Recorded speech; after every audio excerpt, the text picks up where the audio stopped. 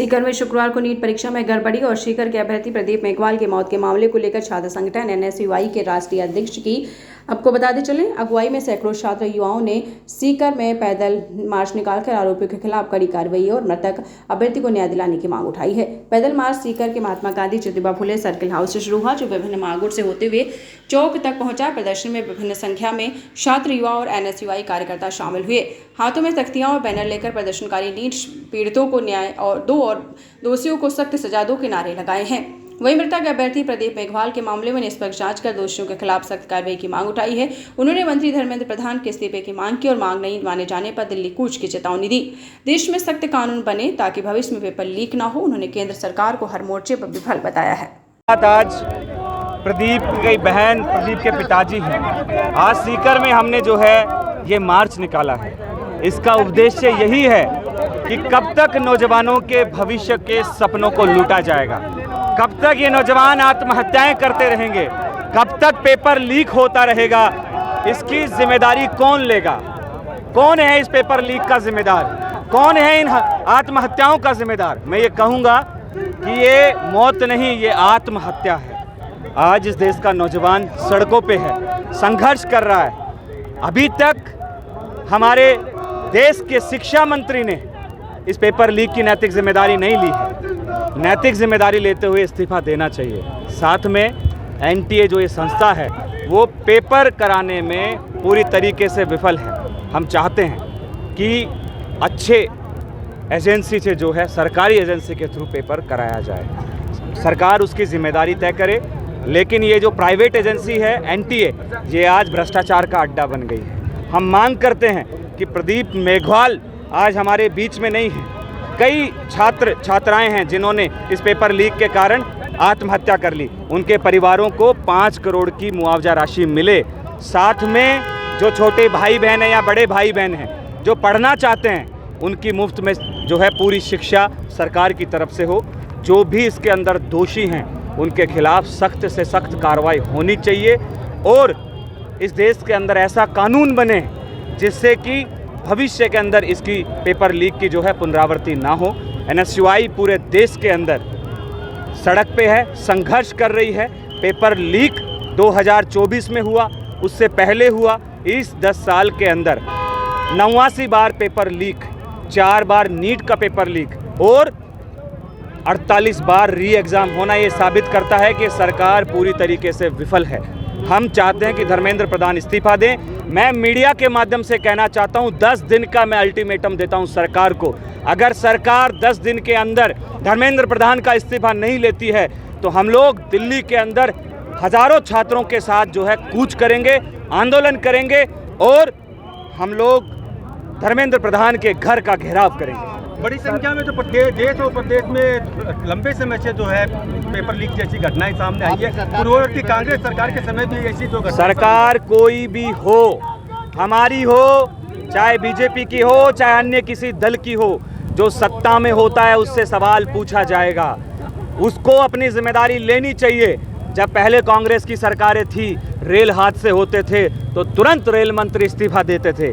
आज कहाँ चली गई वो नैतिकता? वो राजनीतिक नैतिकता खत्म हो गई है। बेशर्मी आप देखिए, इस देश के प्रधानमंत्री विदेश में जाके मेलोडी टॉफी बांट रहे हैं और इस देश का नौजवान छात्र फांसी के फंदे पे झूल रहा है। तो ये इस देश की राजनीतिक नैतिकता बची है। वही देश के प्रधानमंत्री कह रहे हैं कि जो है पेट्रोल मत खरीदो, सोना मत खरीदो, खाना मत खाओ, ये मत करो, वो मत करो, और खुद जो है विदेश में जाके 15 दिन से जो है मजे कर रहे हैं। ये समझना पड़ेगा इस देश को। ये आंदोलन महाआंदोलन बनता जा रहा है। कहीं ना कहीं सरकारी तंत्र की जो मशीनरी है, कभी कॉकरोच बोलती है, कभी कुछ और, इस आंदोलन को कहीं दबाने की कोशिश तो नहीं करेगी? देखिए, मैं कॉकरोच की टी शर्ट पहन के आया हूँ और इसका मकसद यही है कि सरकार जो है इस देश के छात्र छात्राओं को एग्ज़ाम नहीं करा पा रही है पारदर्शी, रोजगार देने में कामयाब नहीं है, लेकिन वो इस देश के बेरोजगारों को, छात्र छात्राओं, नौजवानों को कीड़ा मकोड़ा समझती है।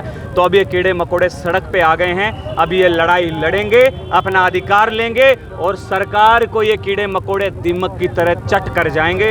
ये मैं आपको विश्वास दिलाता हूँ। जिस तरीके से आज मैं देख रहा था, कॉकरोच की टिप्पणी थी, ये तो सीजीआई की थी, फिर भी जो विपक्ष है वो पूरे सरकार को टारगेट करे। सीजीआई की टिप्पणी को सरकार से जोड़ के क्यों देखा जा रहा है? ये तो सीजीआई के खिलाफ अगर प्रदर्शन होते तो होने चाहिए। सरकार और सीजेआई सब मिले जुले हैं। क्या चल रहा है इस देश में? सरकार कह रही है पेट्रोल मत खरीदो, ये सीजेआई ये जज साइकिल पे आ गए हैं, मतलब सरकार को प्रमोट कर रहे हैं ना। हम ये नहीं कह रहे हैं कि ठीक है इस देश में अगर आर्थिक मंदी आई है तो उसका सॉल्यूशन निकाले। जब मनमोहन सिंह जी इस देश के प्रधानमंत्री थे तो कितने लोगों को कहा कि साइकिल पे चाहिए, खाना मत खाइए, गहने मत खरीदिए, सब कुछ हुआ क्योंकि आपके पास नीतियां नहीं हैं, आपके पास पॉलिसीज़ नहीं हैं, आप पूरी तरीके से विफल हो। आप केवल और केवल दोस्तों के लिए सरकार चला रहे हो। इस देश के जंगल काट दिए, इस देश के छात्रों को मार दिया, बली चढ़ा दी, लेकिन अब ये नौजवान सड़कों पे अब लड़ाई लड़ेगा। 15 तारीख से किया और अभी लंबाई करेंगे। नहीं, हमें करना है, कोई आम छोटी बात नहीं। आपने डिमांड भी जो बताई तो पहले तो क्या हम 2 बार चल रहे थे, फिर आपने बताने के बाद 15 से लेकर बराबर। हाँ, लगातार परिवार को छोड़ा नहीं हमने बराबर का। ये ओपी है।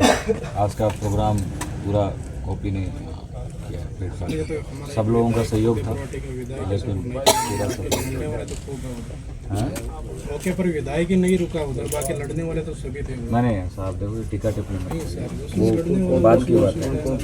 हम जिस काम के लिए आए हैं उस पर बात करनी है, राजनीतिक बातें नहीं करनी। यहाँ सिर्फ एक ही बात है कि हमें विधायक जैसी बात हो गई थी। नहीं साहब, मैं मौके पर गया हूँ, कोशिश कर गया हूँ, बातचीत की है हमने, मगर बड़े सारे लेकिन डेढ़ खिलाई इनको तो सारा वहाँ अच्छा करके सब लोग आए, उसके बाद में आए हूँ। एक दो कहीं कैसे बात हो जाएगी, थोड़ा रिकॉर्ड की बात है सर, रिकॉर्ड है मेरे पास। मैं न्याय की मांग करनी है, सबको लड़ना है। ये एक मुद्दा नहीं है जी, ये लड़ाई किसी, ये हमारी टीम है। मैं ये कह रहा हूँ एक विधायक से या एक मंत्री से, एक सांसद से इस लड़ाई को नहीं लड़ा जा सकता, ना जीता जा सकता। इस लड़ाई के लिए तो हम सबको रोड पे संघर्ष करना पड़ेगा, और केवल एक सीकर से पार नहीं पड़ेगी। इसको तो राष्ट्रव्यापी आंदोलन हमें बनाना पड़ेगा।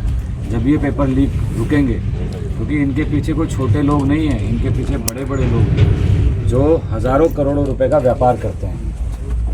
छोटा नेक्सस नहीं है, बड़ा नेक्सस है। ये तंत्र कोई एक व्यक्ति से जुड़ा हुआ नहीं है, बहुत लोग इसमें हैं। इसकी अगर निष्पक्ष जांच हो जाए तो बहुत कुछ जो है ना हमें समझ में आ जाएगा कि वही लोग जिन्होंने पेपर बनाया, जिन्होंने पेपर सेट किया, वही लोग पेपर बेच गए, तो फिर क्या बचा? फिर किस पे विश्वास करेंगे?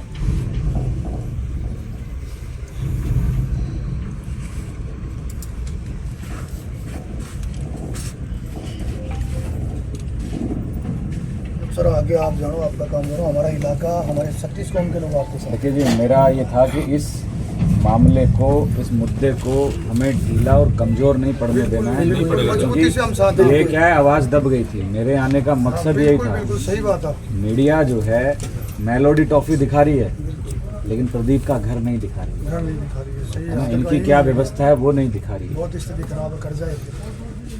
कर्जा भी है साहब, बच्चा खोया है ना, 23 साल का बच्चा, पाला पोसा बड़ा किया, भावनाएं सब कुछ, एक माँ, 3 बहनें, पिता, परिवार, अब क्या बचा है? नहीं, कुछ नहीं। उसकी जगह तो कोई भर नहीं सकता ना। ये देखते कि कोई बीमारी हो गई, कोई एक्सीडेंट हो गया, वो प्रकृति है, वो तो किसी के साथ भी हो सकता है, लेकिन ये तो साहब किसी की गलती के कारण हुआ ना, उसकी कोई दोष थोड़ी था, उसकी कोई गलती थोड़ी। इलाके में सबसे समझदार होता है, 650 प्लस नंबर ला रहा है तो बहुत समझदार। एग्जाम हॉल से निकलते ही हंसते हुए निकला है बात। अब बोलना ये बात, एग्जाम हॉल से निकलते पापा बोला कि पापा इस बार डॉक्टर बनूंगा।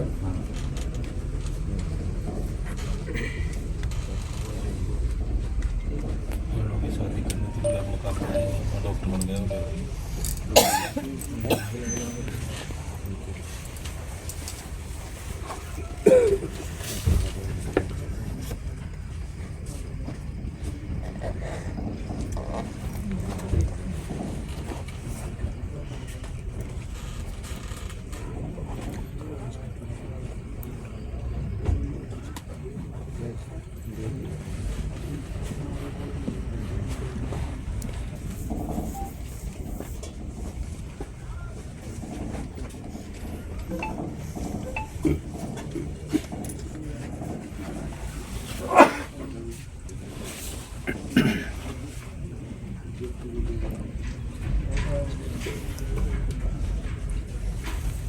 साथ खड़े हैं, आप चिंता मत करो। भाई अगर ये आई कि भाई वैसे तो हम लोग पूरा सड़कों पे हैं, लेकिन फिर भी ये बात आई कि दिल्ली कूच करना है तो दिल्ली कूच करेंगे। हमने सरकार को 10 दिन का टाइम दिया है।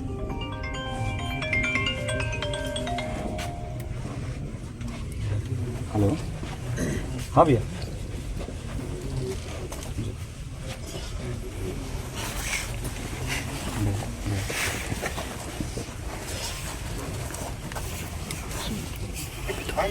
भैया नमस्ते। नमस्कार भैया मैं पीड़ित परिवार के पास आया हूँ। नीट का पेपर हुआ था, वो लीक हो गया। उसके कारण जो है एक बेहद गरीब फैमिली है सीकर की, राजस्थान की, उनके बच्चे ने सुसाइड कर लिया। हाँ भैया, बहुत गरीब फैमिली है और 3 बहनें हैं और उनका इकलौता भाई था। माँ बाप और बहुत बुरी स्थिति में हैं। भैया आपके आदेश अनुसार हम पूरे देश में लड़ाई लड़ रहे हैं नीट के विद्यार्थियों की, तो ये परिवार हमें मिला, तो ये आपसे बात करना चाहते हैं भैया। हाँ जी, हाँ, ये पिताजी हैं, बात करेंगे। नमस्कार। नमस्कार। नमस्कार। बड़ा दुख हुआ ये सुनकर। जी सर। बोलो। कितने टाइम के लिए पढ़ाई कर रहे थे? 3 साल से। ओहो।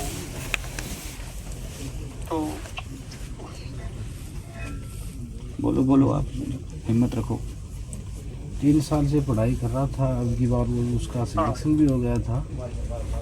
हाँ। अभी वो सेंटर से निकला तभी बोल दिया था मेरे को कि मेरा सिलेक्शन हो गया अब की बार। उसके बाद में पेपर लीक होने के बाद में उसने सुसाइड। तो पेपर लीक, जब पेपर लीक हुआ उसने मतलब पहले भी ट्राई किया था या पहली बार थी ये? नहीं, ये तीसरी बार था। तीसरी बार था और इस बार इसको लगा कि हो जाएगा। जी। और फिर मतलब हो नहीं जाएगा, हो ही गया था। हो गया था। जी। हाँ, तो फिर कैंसिल कर दिया इन्होंने। हाँ।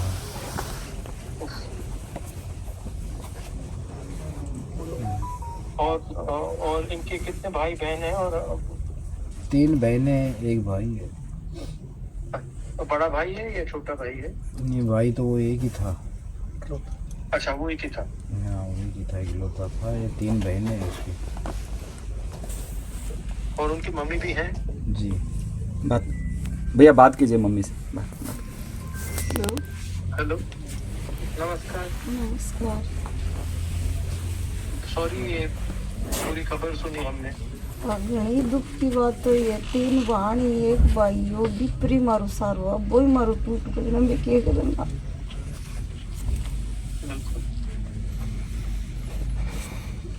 कोई भी अगर हम उनको वापस तो नहीं ला सकते, मगर अगर हम कोई मदद कर सकते हैं तो प्लीज उनको बता दीजिए। हाँ,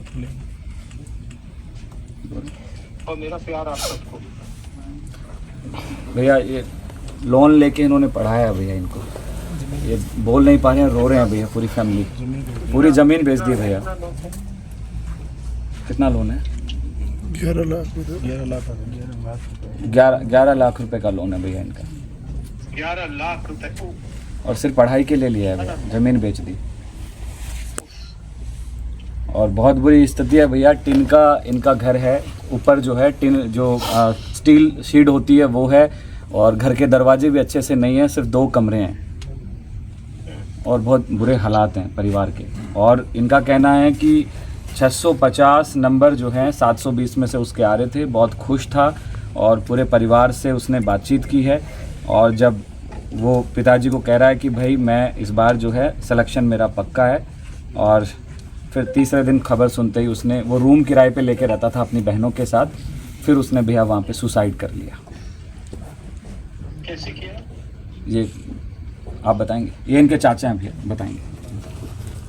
हेलो, नमस्कार भाई। सर मैं ये बोल रहा था, जैसे मान लो कि उन्होंने ना लोन लेकर तो भाई साहब ने पढ़ाया था, उनको ज़मीन बेच दी, और सेंटर निकलने के बाद बता रहा है कि वास्तव में अच्छा पेपर हुआ है। मेरे से बात हुई थी, अच्छा पेपर हुआ है, श्योरली सिलेक्शन है मेरा।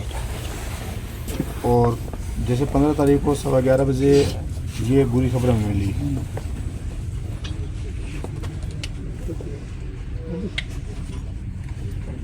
और क्या उसने कैसे सुसाइड किया? ये कोई ऊपर था, वो टिन साइड था, उसने लगा कर ये फंदा लगाया था उन्होंने। ओहो। वो डिप्रेशन में आ गया था, बात ये थी। मेरा आप सबको प्यार, और अगर हम कोई मदद कर सकते हैं या कुछ किया जा सकता है तो आप उनको बता दीजिए जो आए हैं।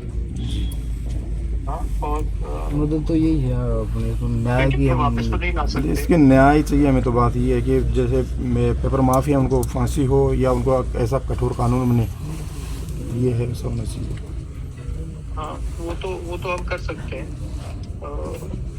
वो तो कर देंगे हम। ठीक है। थैंक यू भैया, थैंक यू भैया, थैंक यू भैया, थैंक यू।